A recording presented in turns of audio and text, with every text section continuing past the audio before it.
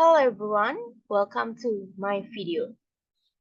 Let me introduce myself. My name is Komang Imelda Fitriyani with ID number 2213101018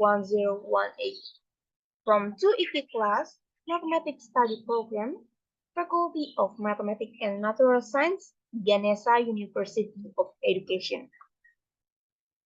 So in this video, I want to share content about the relation of function, which is the constantly useful. No need to elaborate, let's get started. So in this video, I explain 5 topics. The first topic is definition of relation. Second topic is reflexive and irreflexive relation. And third is symmetric relation. And fourth is transitive relation. And the last, equivalent relation. So the first topic is definition of relation. Maybe we learned about the relation function from junior high school. So do you still remember what a relation? Yes, a relation in mathematics defines the relationship between two different sets of information. If two sets are considered, the relation between them will be established if there is a connection between the elements of two or more non-empty sets. The terms in relation there are domains, codomains, and range. The set A is domain, or often called the origin of a relation, is the non-empty set where a relation is defined. The set B is a codomain, or often called the partner area of relation, which is a non-empty set where domain members have partner according to the relation defined. And the range of relation is a subset of codomains whose members are pains of domain members that satisfy the defined relation.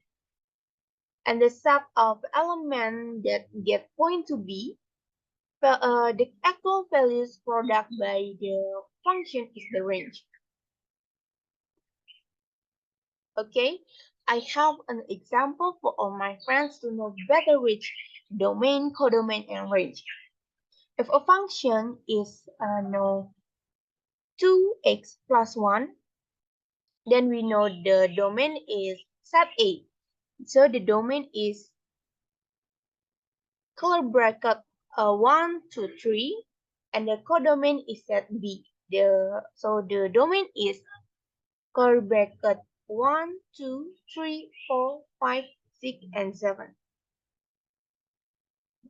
So, to find the range, we have to substitute the number from set A against the function. So the 2 times 1 plus 1 is equal to 3. 2 times 2 plus 1 is equal to 5. 2 times 3 is plus 1 is equal to 7. After substitute, we get the range is which is color breakup 3, 5, and 7. So the topic number 2, reflexive and irreflexive relation. A reflexive relation is one in which every element is mapped to itself. Here I have an example that is set A is equal to color bracket 1, 2, 3, and 4. The relation R is relation less than or equal to defined on set A. So that we get R is equal to color bracket 1, 1, 1, 2, 1, 3, 1, 4, 2, 2, 2, 3, 2, 4, 3, 3, 3, 4, and 4, 4. So we can see that 1, 1, 2, 2, 3, 3, and 4, 4 are elements of R. So R is reflexive.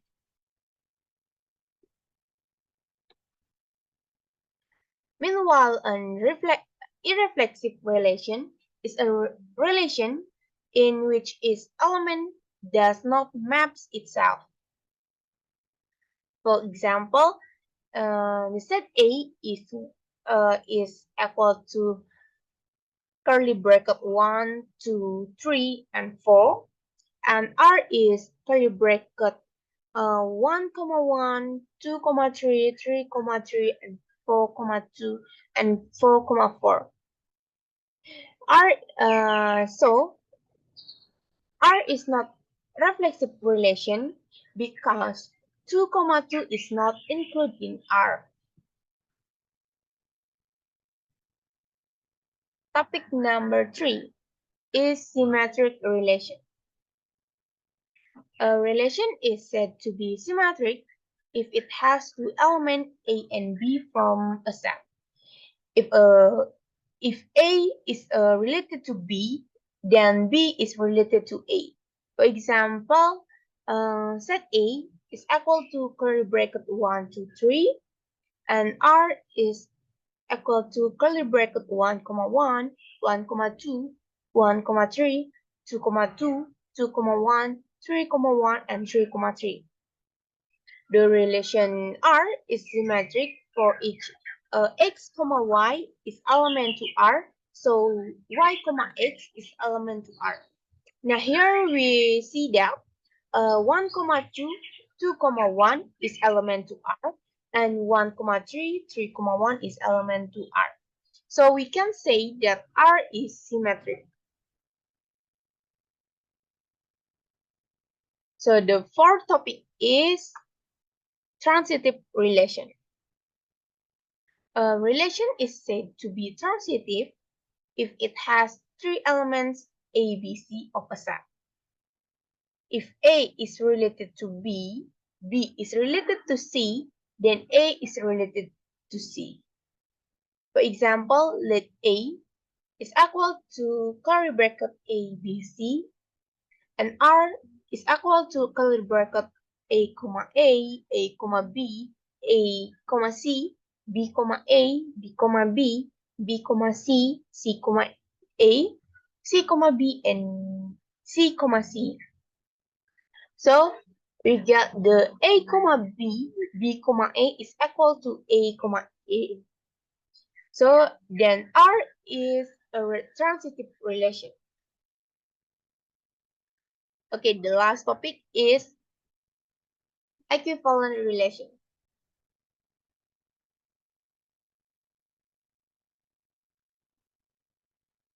Equivalent relations are reflexive, symmetric, and transitive relation.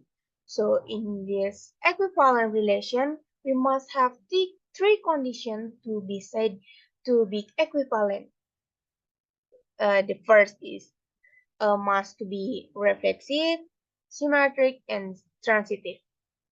Okay, for example, it has no, let's say, that set A it's equal to curly bracket 1, 2, 3, and R is equal to curly bracket 1, comma 1, 1, comma 2, 2, comma 2, 2, comma 1, and 3, comma 1, 3, comma 3. So by exiting condition, first we have to check whether the relation above is reflexive.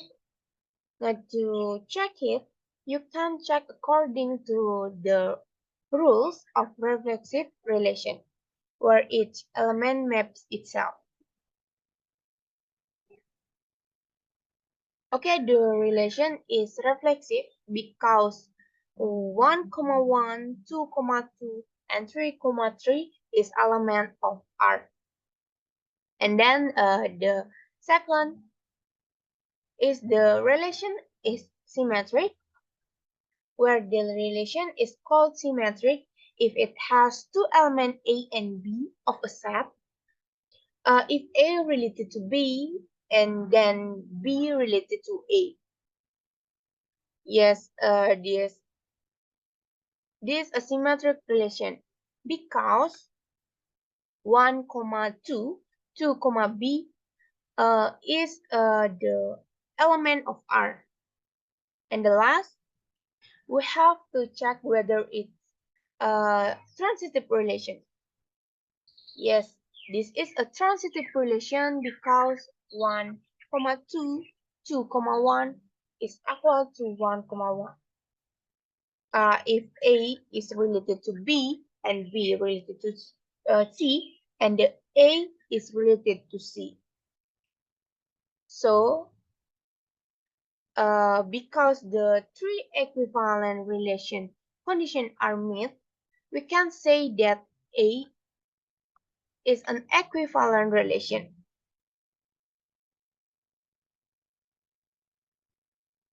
Okay, that's all for discussing the material that I give. I'm sorry if there are mistakes. If you have something to ask, you can ask in the comment column. I hope this video can be useful for all of us.